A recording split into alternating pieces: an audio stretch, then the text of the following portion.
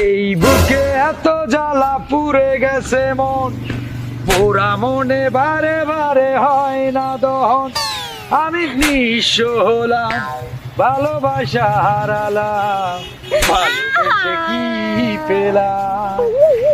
ও পাশানি বলে যাও, কেন ভালোবাসনি? কি দিয়ে কি করবো, বাসায় বাজার ঘাট নাই, কিচ্ছু নাই, কিছু আর ভাল লাগে না। উমা, কি সুন্দর ফুলটা।